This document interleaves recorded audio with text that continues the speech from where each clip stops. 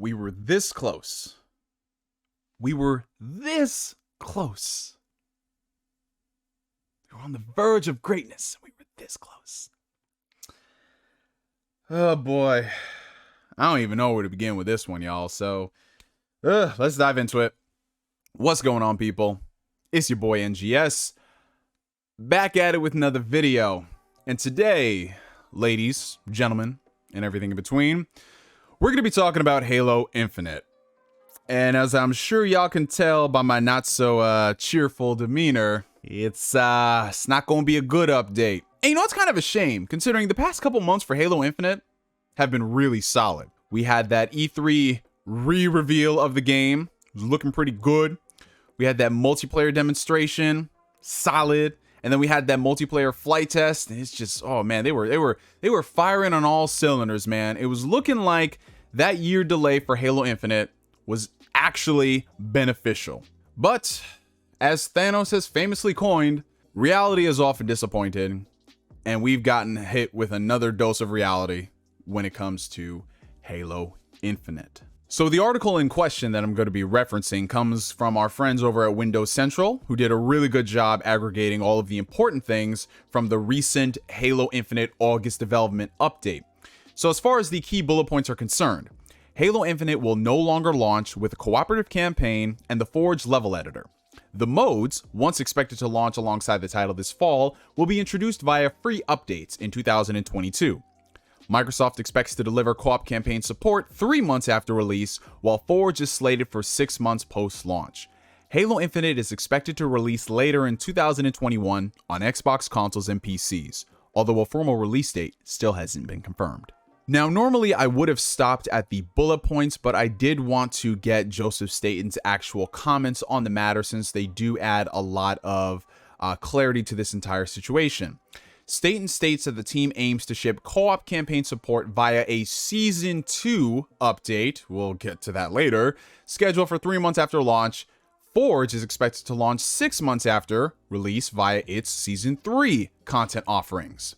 Our number one priority is making sure whatever we ship, whenever we ship it, it meets the right quality bar across all platforms. As a studio, we don't want to ship things if they're not ready, so people can play them, have fun, and have a nice, stable performing experience. So we're going to keep campaign co-op and Forge in the oven for a little bit longer, and then when they're ready, we're going to release them as part of our seasonal roadmap next year. Oh, Lord, give me strength with this one. Now, I just want to get this out of the way right now, since I already know people have started typing it down below in the comments section. Neo, are you going to be that person who complains about game delays? Are you going to be that person who wants Halo Infinite to become another Cyberpunk 2077? Neo, we are living in a pandemic. Somebody, for the love of God, please insert the Shigeru Miyamoto quote right here. Guys, I get it. I understand if a developer does want to delay a game for the betterment of the game and therein the consumer as well. Yes, that is something that totally needs to be done. So from a delay perspective, I have no issues with making sure that there is a quality bar and that quality is exceeded or at least matched. Like, I have no problem with that whatsoever. But I can't shake this just off feeling that I've had with Halo Infinite, and even with all of the goodwill that we've seen in recent months, there's just something about this game and 343 Industries.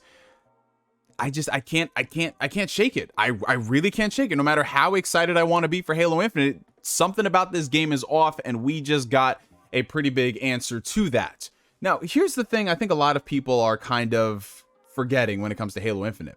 Yes, you can still be excited for the game. You can still be excited for the game and playing the campaign solo dolo and playing the multiplayer. For some people, they play Halo strictly for the campaign. They don't do anything online. Some people play it for the online. They don't even touch the campaign. So provided you have those things at launch, I get it. You're fine with it. But what I don't like is just this whole thing going around of saying that this is not a big deal.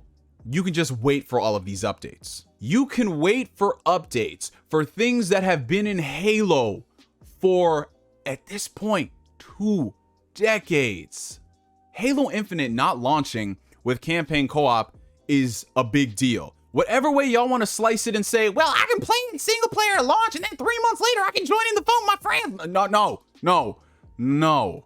That is not an excuse, because there are millions of people who have played Halo, and campaign co-op was their introduction to the series. It's become a routine. It's become tradition for them. And now you're saying that they have to, so they got to buy the game and then wait for those updates to come out?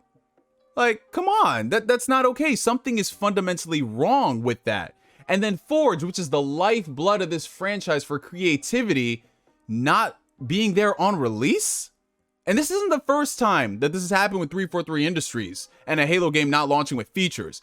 Halo 5, it launched and we just had to wait for all of these updates. Forge didn't land for almost a year. And you're telling me Halo Infinite, which is supposed to be the most grandiose Halo experience yet, the game that is really going to shake up the entire franchise, the game that's been in development for almost a generation at this point, so many different support teams, crazy budget. You're telling me that that game is going to launch this fall without core fundamental features? There is something going on at 343 Industries. There is something going on. Now, I am not a game developer. I don't pretend to be one of these armchair game developers who knows exactly how a game is supposed to be made. But I do think there is something a little suspicious on why we have not seen any concrete Who's calling me right now? Hey, Mom, I'm recording a video right now. Back on point. I do think there is something fundamentally spooky with the fact that it has been over a year since we've saw actual, tangible, concrete gameplay of Halo Infinite's campaign, and there's just nothing leading up to launch. Absolutely nothing leading up to launch. Now, that could change with the upcoming Gamescom showcase and everything. That's fine, but I would not be surprised, and this is just me and my own interpretations, speculations. Halo Infinite has had a change in creative directors, which is very strange. You don't change creative directors this late in the game. They switched from Chris, and his name is forgetting me right now, so I'll have it posted down below. And they switched him, and they brought in Joseph Staten to help steer the ship. Now, when this first happened, I knew something about that was fundamentally strange, because you don't do that this late in production. You do that when the development is still going on, like you're in year 1, year 2, some things aren't working out. But to announce that this game is coming out fall of 2020 and then delayed and said we brought in a brand new creative lead and we're gonna get this game shipped within a year, like that's just kind of spooky. So when I see that they're delaying campaign co-op, which is something that, like I said, has been in Halo for 20 years at this point, I feel like that has to do with the campaign being fundamentally changed. Now, I'm not saying that they are full on rebooting this campaign and going back and changing everything, but what I would not be surprised if behind the scenes, there were things about the Halo Infinite campaign in 2020 that are going to be very different from the Halo Infinite campaign we're going to be playing in 2021 under the direction of Joseph Staten. And I fundamentally think that is why campaign co-op has gotten delayed, because they have changed so much in that year time that it is not going to be the same campaign game that they envisioned back then that would support that version of co-op. Now, I think it's going to be something fundamentally different, and that is why they had to push it back a couple more months. And honestly, the more and more I think about it, I think it does make sense, because everything about Halo Infinite's development, going back to when it was announced and then all the other things that have been going on with the game, it seems like it's been pretty rocky. I don't think anyone will sit here and deny that point. But it also makes you wonder, what were they going to launch last year?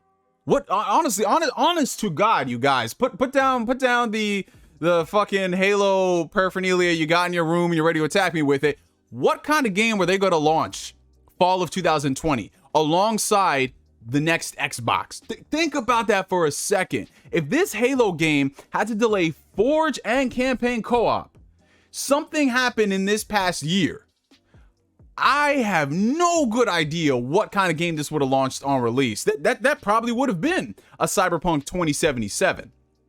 And I'm just really disappointed at this entire process, you guys. Now, I'm not saying that you cannot get excited about Halo Infinite.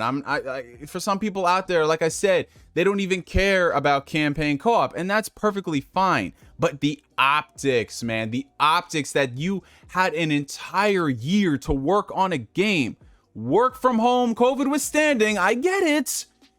And core fundamental features of the game are not coming until later down the road. Like, I understand some people say, well, I can just replay the campaign again. That's not the point. You and your own personal reasons as to why this delay is okay for a feature that's always been in Halo is irrelevant, considering all these other games launched and it's a mainstay of the franchise. And to ask people to say, oh, just wait and then maybe you'll play co-op campaign. Well, what if the campaign is not that great in the first place? What? We're just gonna get the campaign co-op later, and this campaign is actually ass like Halo 5's is? Like, I'm just being real for a second, guys. Like, just think about this. Like, and Forge is another thing. Forge is the life and blood of the creative side of the Halo community. You know, it's a big reason why a lot of people play Halo to this day. And that not being available for almost a year? Like, I don't know, man. I just feel like this era of games as a service has really conditioned people to wait for this, wait for that. Dude, think about this for a second. When Halo Infinite launches this year, we already know the multiplayer is going to be free to play. You're telling me we're spending $60 for just the campaign? Nothing else, not even co-op. $60 for just the campaign. How is that okay? How is that okay? Like, dude, $60 for just the campaign. And I know a lot of people are going to come in and say, well, I'm going to be playing it on Game Pass, so it doesn't matter. No. Y'all cannot throw around this Game Pass effect when it's convenient. This is not cool. This is not cool. Just because it's launching in Game Pass, you don't have to worry. I'll just come back to Halo Infinite later. No, man, that's not what it's all about. This is not some new IP. This is not just some random game that just got really popular all of a sudden. This is Halo. Halo is, honestly, Halo is not just a franchise. Halo is an institution. Halo is a legacy. Halo is an icon. Halo built the Xbox brand. And Halo Infinite, the game that has been delayed so many times, is not going to launch feature complete. I don't care about how many success stories of Fallout 76 ended up being a good game. No Man's Sky ended up being a good game. It's the principle. Y'all got to keep this same energy. I love Halo as much as the next guy, but them doing this, something has got to change at 343. This is the second time they're releasing a Halo game without Forge. And I gotta speak my piece on this, because I know everyone is just so hunky-dory about, yeah, you know, it's not a big deal, it's not a big deal, it's not a big deal. When I guarantee you, if this was any other game in any other series doing this, people would be like, hey, wait a minute. You know what I'm saying? But it's Halo, it's like, oh, it's okay. It's okay. We can wait. We can wait for certain things being added to the game. Like the fact that the kill animations aren't going to be there at launch, that's a little weird. That's very strange. But we can wait on that. No campaign co-op? No campaign co-op. No campaign co-op when you're preaching Xbox Play Anywhere, play together. We just gotta wait for that. We gotta wait for like it's DLC. Like we're getting new maps and new story content. I've never heard of this happening before. No campaign co-op and no Forge. Wow.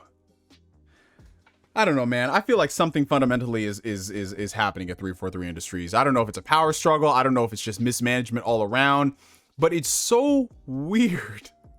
It's so weird that like we're having this conversation and the game comes out in hopefully 3 months or so. This is a weird year, bro.